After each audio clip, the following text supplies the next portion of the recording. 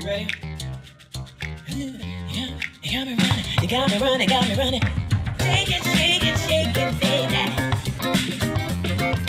Raise your hands up, raise them out.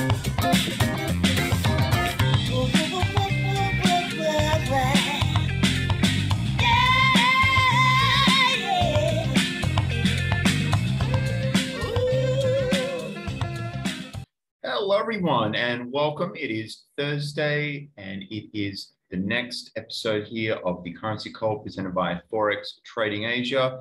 And if you did trade around the FOMC announcement, and obviously the interest rates were increased in the US, if you did trade around that event, I hope it went okay.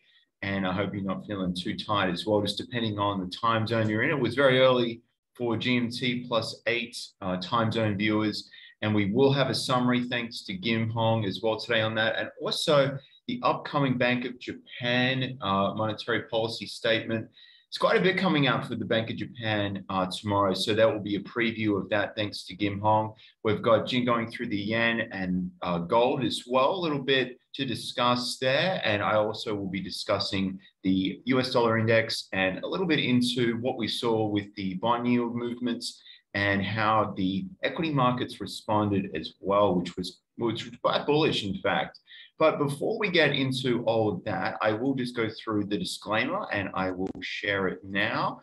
Any information shared in this video is not intended to be a trade recommendation. It is solely the opinion and views of the speakers. So please remember to do your own analysis prior to entering any trades. And remember, we are here and happy to answer any questions during the call live or within the LCMS Trading Club chat room. So make sure if you're not already a member that you do get subscribed, and visiting the Jindao Tai website is how you will do that. So just to get us kicked off, we've got Kim Hong here, currency strategist with LCMS Traders, going through the FOMC meeting and the outcomes from that and the economic projections and the Bank of Japan meeting coming up tomorrow. So over to you now, Kimmy. It has begun. Okay, the Federal Reserve has started increasing interest rates. Awesome. So how much, did they actually increase? Well, pretty much expected, I would say. Okay, like what I've mentioned a couple of days ago during the prep. Okay, the US FOMC, okay, decided to raise the target range for the federal funds rate to one quarter, okay, which is 0.25% to 0.5%. Okay, basically they have raised interest rate by 0.25%, okay, from the previous targeted range of 0 to 0.25 to the current 0.25 to 0.5%. Okay, so basically they hiked interest rate by 0.25% as widely expected. So I was mentioning, if they were to actually, increase by 0.5%, that would be very hawkish, okay? But of course, it's not something that can be achieved easily right now, okay, with the ongoing war and things like that, all right? Previously, yes, we are really expecting the FOMC to be very hawkish, okay, carrying out a 0.5%, but right now, it's unlikely going to be the case, okay? So speaking of this whole Russia-Ukraine issue thing, right? We also like to know what the FOMC actually thinks about it, all right? So over here, it says that the implications for the US economy are highly uncertain, but in the near term, the invasion and related events are likely to create additional upward pressure on inflation and weigh on economic activity, which is not very good, okay? Previously, yes, we are hoping that, we as in, whoever's hoping that the FOMC will increase interest rates, okay? So we were actually looking forward to continued rise in inflation, okay? So that, so that inflation is not transitory, okay? As previously mentioned by the Federal Reserve, and eventually hoping that they will increase interest rates, okay? But that was all before this whole war started, okay? Right now, with all these uncertainties coming in, even the Fed themselves are saying that the war, okay, is going to create an upwards pressure on inflation and a weigh on economic activity, okay? So, like I've mentioned for a couple of times already, okay, stagflation is the issue that is the potential issue that can be, weighing on the economy, okay? Not only the US economy, but other, major areas as well, or parts of the world, like the Eurozone, like UK, and even Australia, okay? So upwards pressure on inflation, meaning inflation is likely to increase in the near term due to the war, and weigh on economic activity. When there's a weighing on economic activity, we know that, the economic growth may slow down, okay? And to some extent, it may actually contract, which is not good, all right? And of course, 2 consecutive quarters of economic contraction implies a technical recession, okay? So stagflation in this case is possible, okay?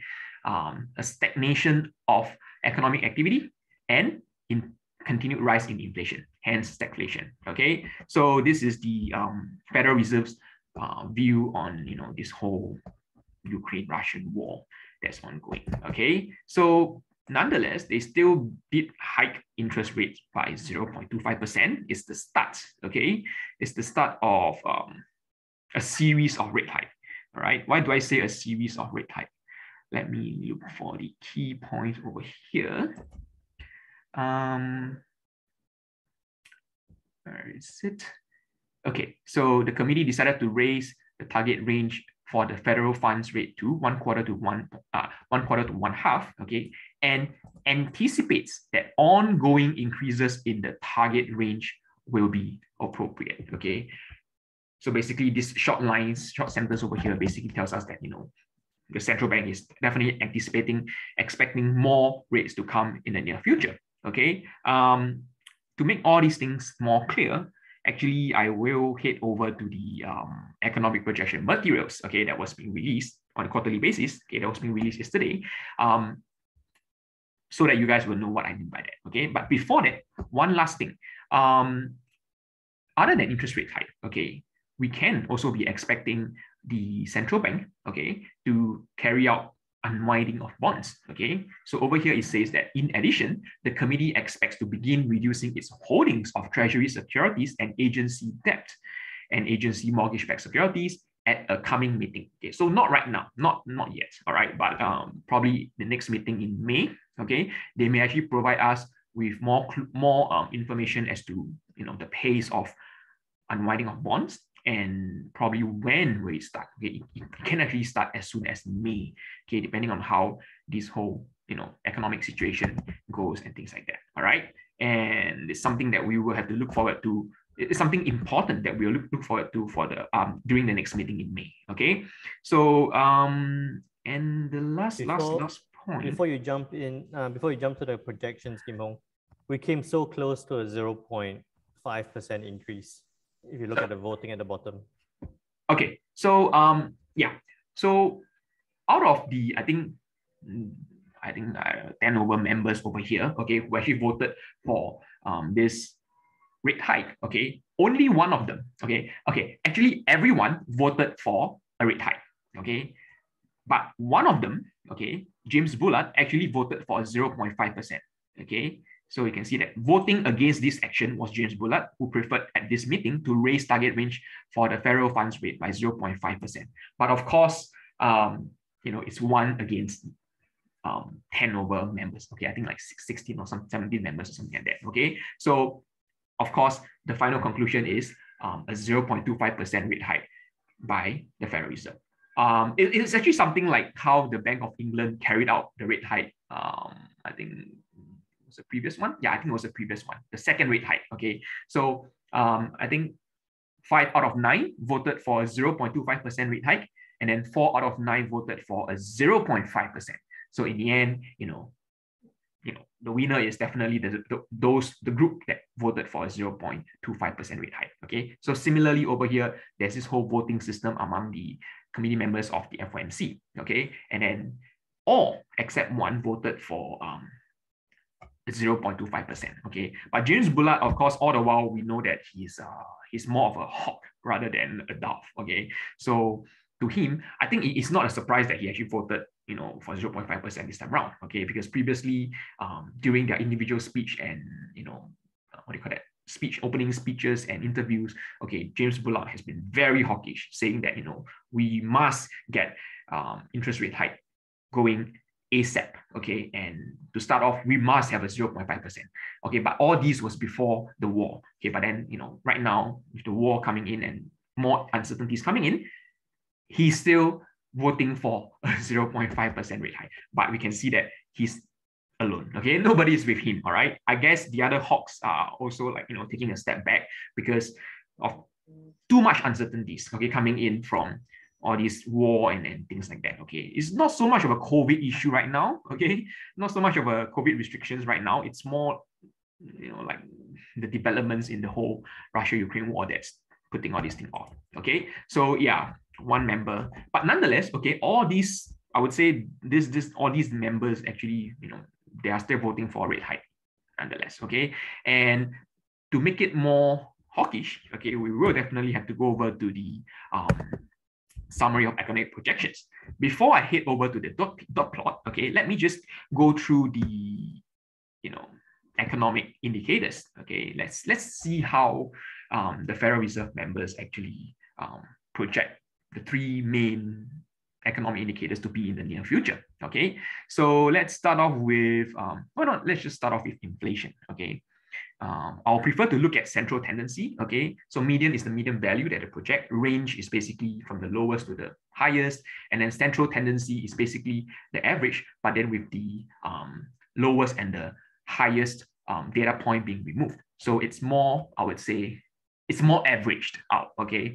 But nonetheless, you guys can actually have a look at all three different statistics provided here to have I would say, a fuller picture, okay? So starting with inflation, well, the Fed's preferred measurement of inflation, PCE, okay, we see that for 2022, headline inflation is projected to be 4.1 to 4.7, okay? An upwards revision from the previous data release was back in December, okay? From the previous 2.2 to 3.0, a strong increase. Close to, I would say, the low of 2.2 was actually revised to 4.1. It's actually like a close to 2 times, okay, twofold increase in terms of the projection of inflation for this year, headline inflation for this year, okay? And then the core inflation as well, 2.5 to 3, revised to 3.9 to 4.4, okay? And then we can see in 2023, okay, it has been revised upwards as well, but not as much as the 2022 revision, okay? 2.1 to 2.5, revised to 2.3 to 3.0. And then for 2024, we can see that the upwards revision, once again, gets smaller, okay? From the previous 2.0 to 2.2, okay, revised to 2.1 to 2.4, okay? So this is what the central bank, and of course, many other central banks out there, major central banks that claim that, inflation will eventually tone down, okay, as this whole supply chain disruptions, issue get resolved, and right now, okay, the war resolves and things like that, okay? So all in all, okay, it's basically upwards revision for inflation, all right? So 2022, we are still in the first quarter, towards the end of the first quarter of 2022. So we still have like quite a long time to go before this year ends, right? So inflation is really still going to be high, okay, by the central bank, all right? And then moving on to, let's just move on to economic expansion, okay, GDP, all right? So for 2022, this year, the previous projection was 3.6 to 4.5%, okay, of economic growth.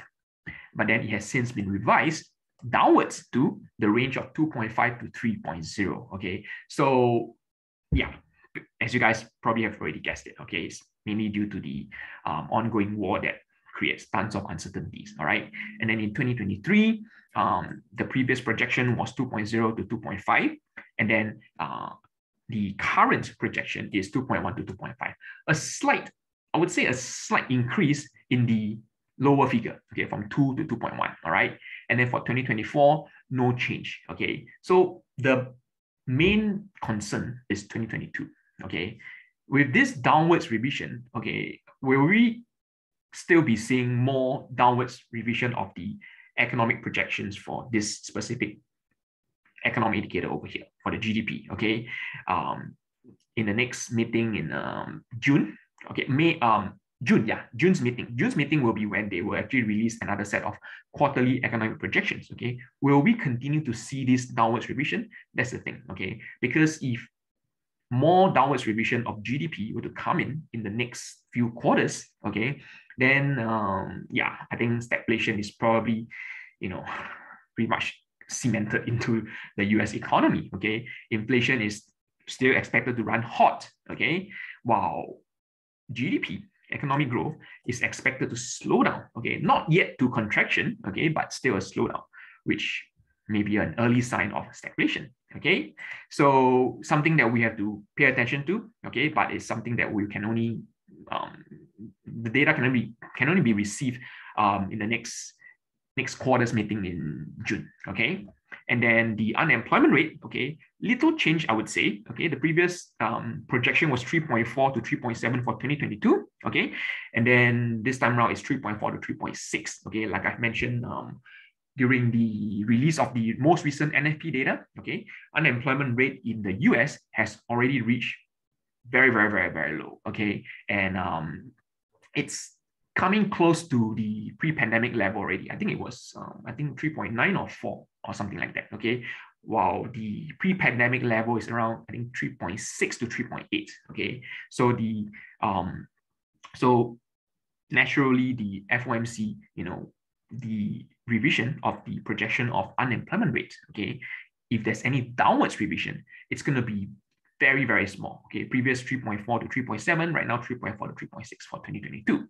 Okay, and then for 2023, 3.2 to 3.6, revised to 3.3 to 3.6. There's a slight inch upwards, okay, for the lower range of the figure. And then for 2024, no change, 3.2 to 3.7. Okay, so there's only so much. The economy is so low that the unemployment rate can go. Okay, before it stagnates and just hovers around there during normal times. Normal times meaning no pandemic, no financial crisis, and things like that. Okay, so that's the economic projection for the economic indicators, the three main economic indicators. Okay. So over here, stagflation is something that we want to look forward to. Not look forward to, okay? We want to pay attention to see if it's going to happen, okay? So inflation and GDP indicators are the ones that will determine if, a stagflation is coming soon, okay? Or it's moving further and further away from the US economy, okay? And then next, okay, probably the most interesting one, I would say, moving on to the dot plot. Okay, as usual, I'm just going to share my this thing chart over here that I have, okay, because I prefer to look at it as from a comparison point of view. Okay, so on the left over here, okay, we have the December 2021 dot plot, and then on the right we have the March 2022 dot plot. Okay, so over here we can see overall, okay, we have a upwards revision, okay, to the number of rate hikes projected by the individual FOMC members. Okay, 2022. Let's start off with 2022. Okay, so just to make it clear, okay, that all these vertical axis, okay, this 1.0 is actually aligned, has already been aligned properly. Okay, over here it's 2.0, and then over here is 3.0. Okay, so you can see that the individual figures are actually aligned. So we can just read the chart, read the graph offhand like that. Okay, so 2022 in December, okay, the number of FOMC members actually projecting interest rates to be higher than the 0.25, the super low 0.25%. Okay, is like that. Okay, and then in March it has been revised to this. Okay, so you can see that 1, 2, 3, 4, 5, 9, 10, 11, 12, 13, 14, 15, 16, all 16 members. Okay, previously in December, only 2 members are expecting interest rate to be above 1.0. Okay, above 1.0 over here. Let me just, okay, above 1.0. Only 2 members, okay, are expecting interest rate to be above 1.0 for 2022. Okay, but it has since been revised to all 16 members. Okay, expecting interest rate to be above 1.0. In fact, higher than 1.25. Okay, so this horizontal mark over here is 1.25. Just remove all these boxes to make it clear. Okay, so yeah, this mark over here is the 1.25 mark. So you can see that, you know, this is why earlier on when we were looking at the interest rate statement, you know, the statement actually indicates that a series of rate hikes can be expected, is expected to come. Okay, that is why. And okay, based on this, what do you call it? At the moment, we are at 0.5, correct? And then we can see that 1, 2, 3, 4, 5, 6, 7. Okay, 7 members, 8, 9, 10, 11, 12. Okay, so these 7 over here, all right, these 7 over here are actually expecting interest rate to be above 2.0. Okay, what do you call that, in 2022? Okay, this is super hawkish. And if we were to consider one interest rate hike to be 0.25%, okay, which is the market's standard, I would say, standard way of determining how many rate hikes, then we can see that it's for the remaining 6 FOMC meetings, we can expect at least one interest rate hike coming in. Okay, which is why if you read the news out there, you know, they are saying that, you know, at least 6 more interest rates hike can be expected for the remaining 6 FOMC meetings, okay, for 2022. Because from 0.5, in order for 0.5 to actually hit to this level, okay, this 1, 2, 3, 4, 5, 6. Okay, so we can expect, you know, more than, I would say, yeah, actually more than this 7 members over here, you know, that projecting interest rate to be increased for the remaining meetings of this for 2022. Okay, so that's basically what it's trying to tell us. Okay, it's not clear from the picture, but if you were to consider 0.25% as one rate hike, okay, and then you can count, right, from 0.5 to 2.0, it takes like 6, right? 0.5, 0.75, 1, 1.25, 1.5, 1.75, and eventually 2.0. Okay, it is 6 times upwards, okay, before we can hit 2.0. And you can see there's like one guy over here that's expecting interest rate to be above 3.0. Okay, I believe that guy is James Bullard. Okay, it's probably going to be James Bullard. And you know, if there's any speeches going on for the next few days by the FOMC members, they will own up. Okay, the individual FOMC members will own up to, you know, their views on, I voted for a 0.5 rate hike. I voted for more interest rate hike. I project more interest rate hike to be taking place this year and things like that. Okay, so that's for 2022. I think it's clear enough that it's very hawkish in terms of rate hike. Okay, then if we were to look at 2023, okay, in December, okay, there is the FOMC members actually, all of them actually voted. Projected interest rate to be around 1.0 to 2.25 over here. Okay, the cluster is within 1.0 to 2.25, whereas for the March projection, okay, we can see that basically they just migrated upwards. They just migrated north. Okay, now the FOMC members actually project interest rate to be around 2.0 to 3.75, okay, which is over here, right? Which is over here. So we can see that this is actually, once again, very hawkish, okay, in terms of the 2023 projection, okay? And then when it comes to 2024, of course, the changes are expected to get lesser and lesser, okay? For 2024, we can see that back in December's projection, okay, interest rate is expected to be around 1.75 to 3.25 over here, okay, 1.75 to 3.25.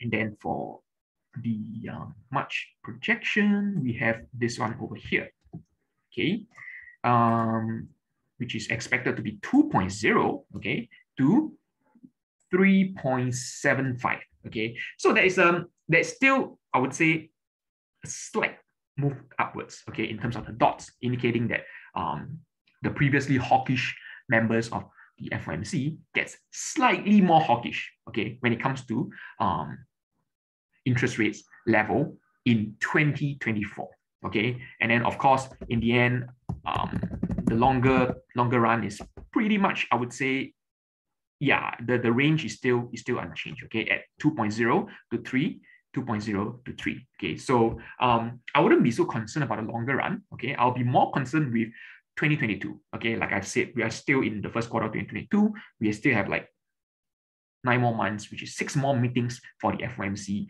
and things can change, okay? But as of right now, okay, from the FOMC's projection, okay, it's actually very hawkish, and it really all boils down to how this whole Russian-Ukraine war were to develop, were to progress, okay? If you were to, well, I think it was yesterday that there's some breaking news headlines. Well, I was just talking to Jin just now, okay?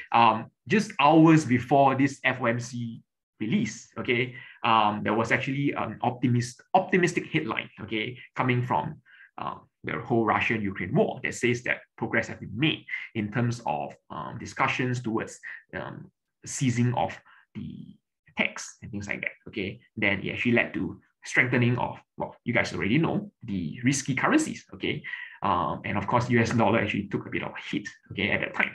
And it kind of, I would say, spoils the whole mood for FOMC, okay? Because, I mean, a rate hike, generally, we can expect the currency to strengthen, right?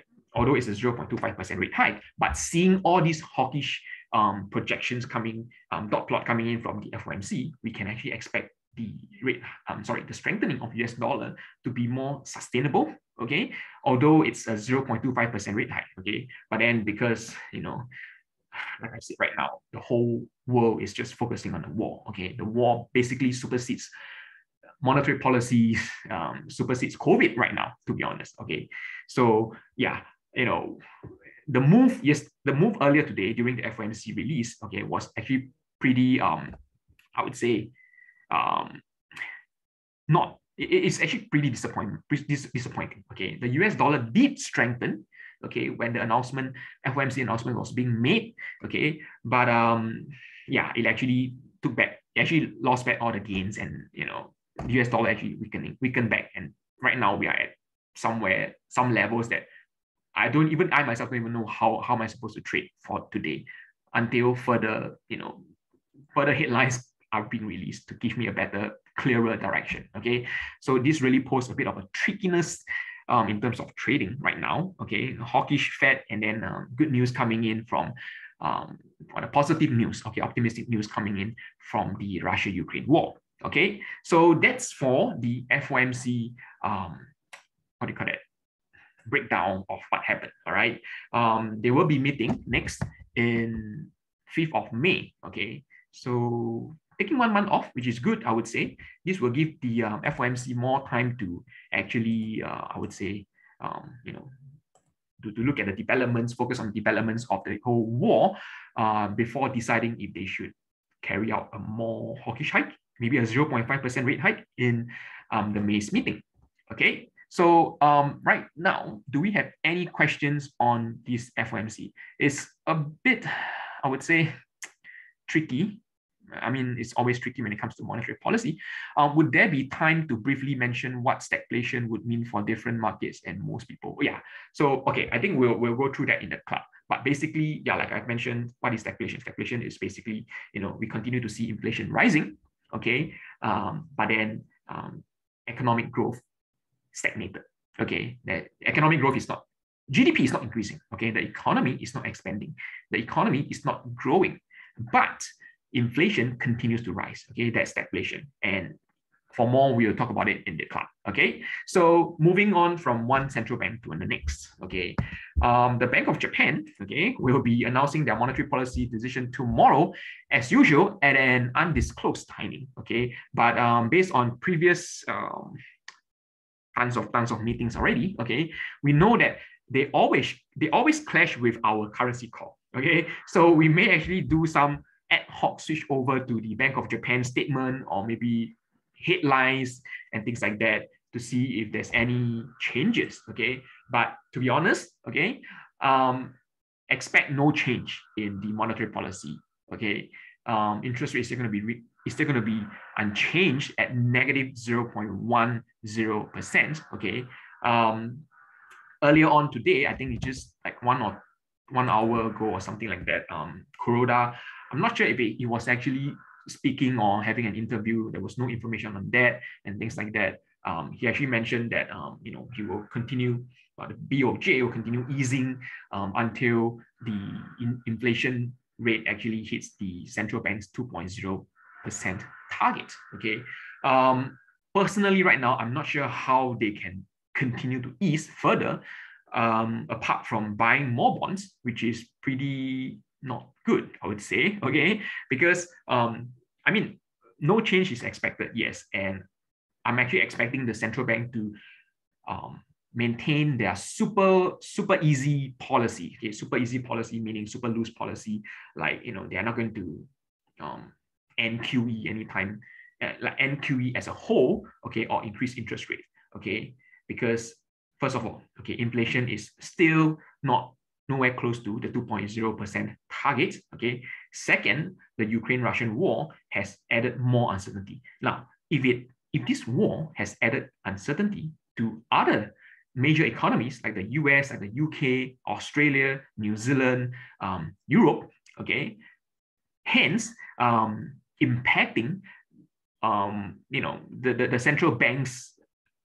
aggressive rate hikes move, okay, then this whole war will definitely have a bigger impact on the Japanese monetary policy, okay, because previously they are not even considering a rate hike already, right, to begin with. But with this whole uncertainty coming in, for sure, okay, a rate hike is off the table for now, okay, at least until the whole war ends, okay. And like what Kuroda has mentioned, the Bank of Japan will carry out more easing and things like that, which I really don't know how much more ease they can actually carry out, okay.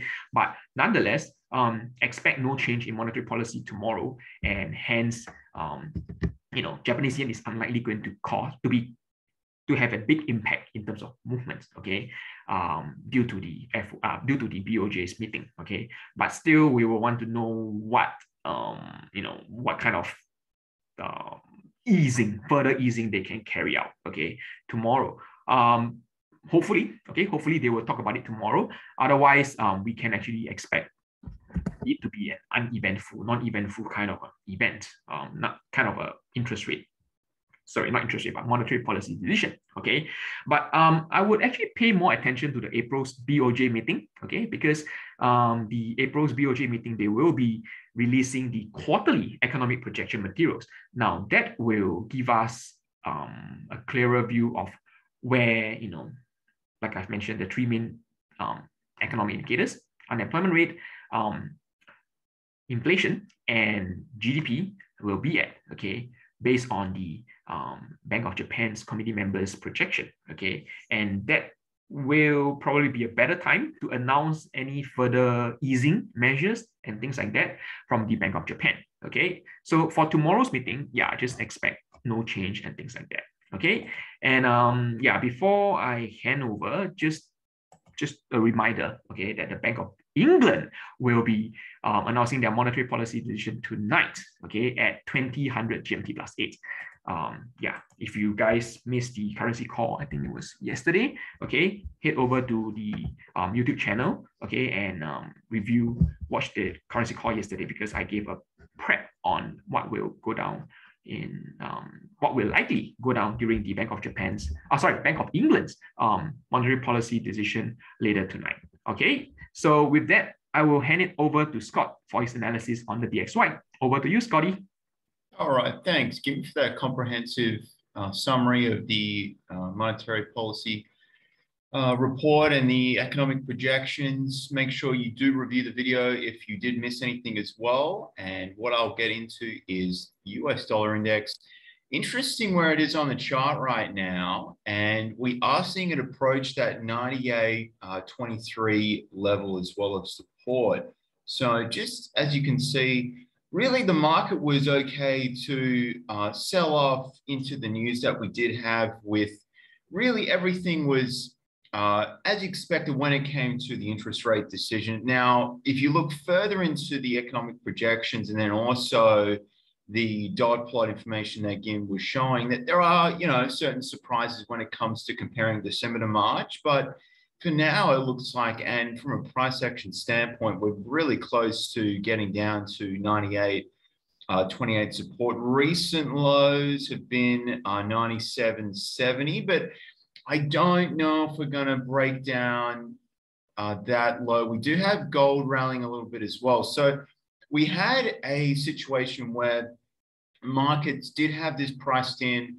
Weren't any significant surprises where we did see a lift strongly in the US dollar. We did see a lot of inflows into the stock market as well. Just a quick take on the S&P 500 as well. As you can see, that was into the news, and we did see a rally. Now, as you can see, as it was spoken, there's always a lot of volatility around the news, like we did see. Dip was bought up aggressively, and we're not looking too bad now. And I would just say just to show some caution, but long biased on the US dollar. I'd like to see it just pull back a little bit more.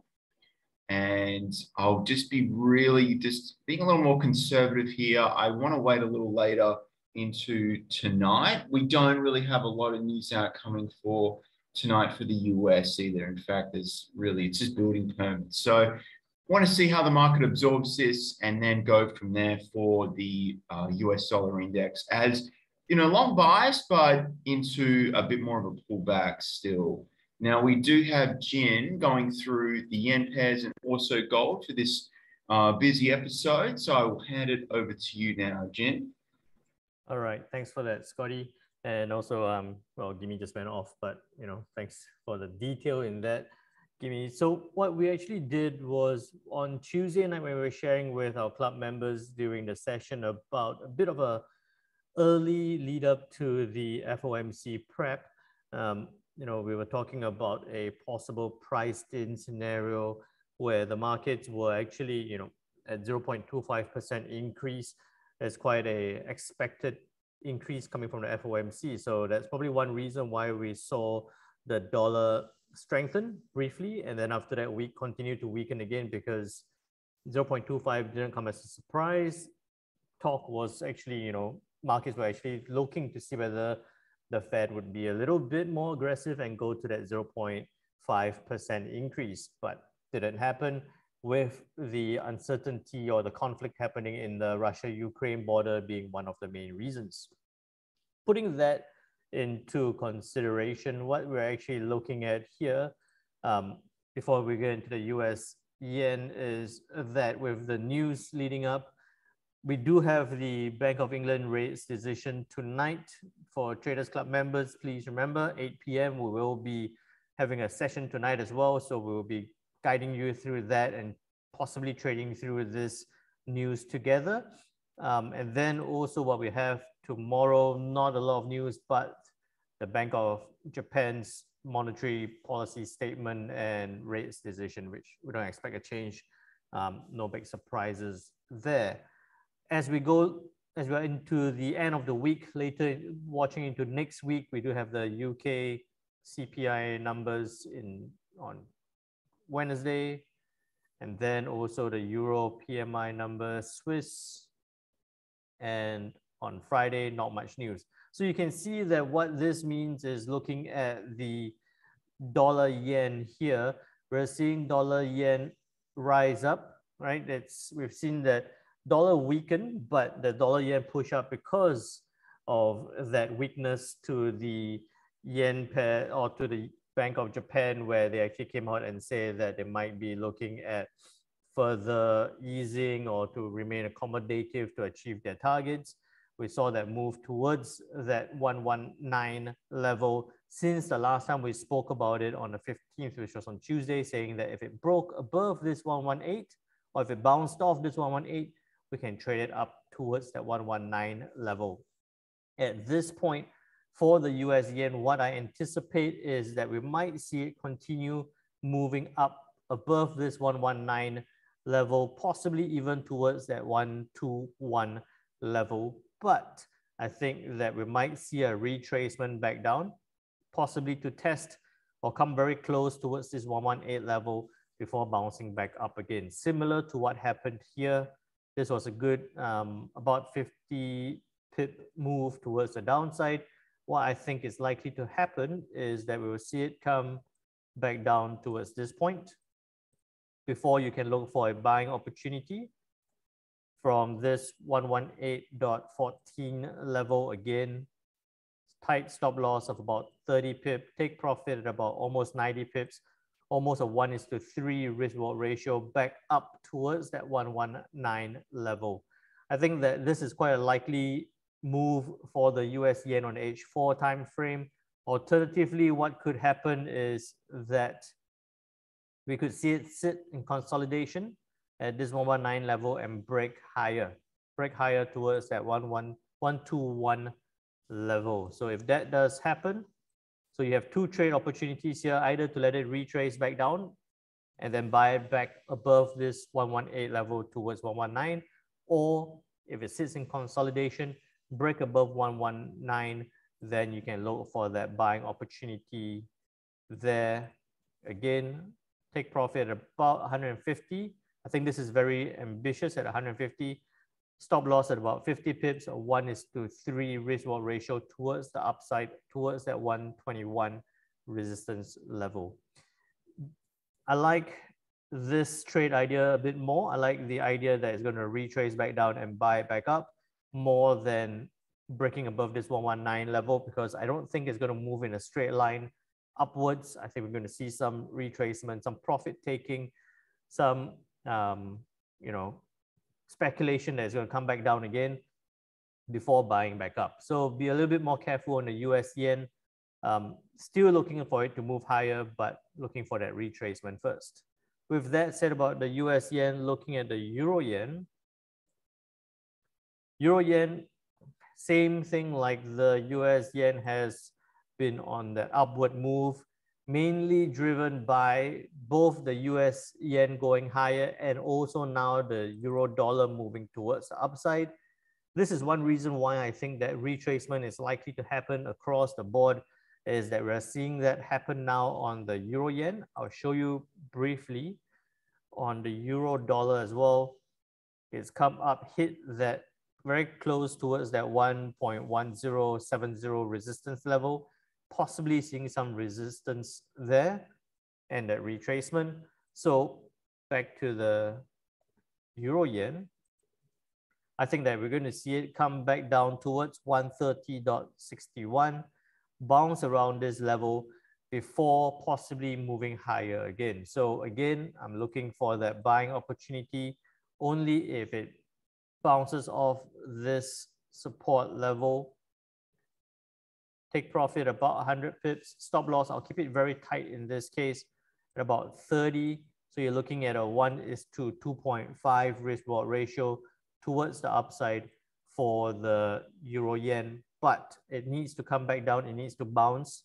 I think that it might even break lower before bouncing back up, before that buying opportunity comes around. So a lot more waiting on the euro yen there.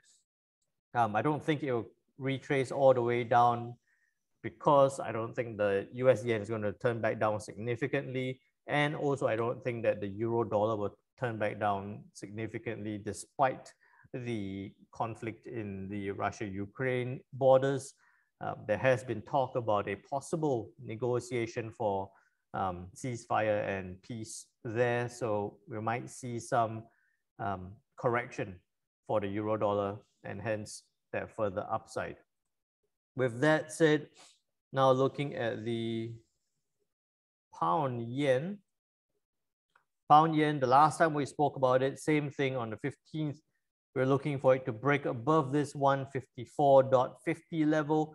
Did that, went straight up towards that 155.90 resistance level. Right now, again, same picture across the board, retracing, coming back down to test this 155.90 support level. Now, I think that for today, we're likely to see the pound yen sit at this level until later tonight, where we have the Bank of England's rate decision, and also, possible further upside on the pound dollar.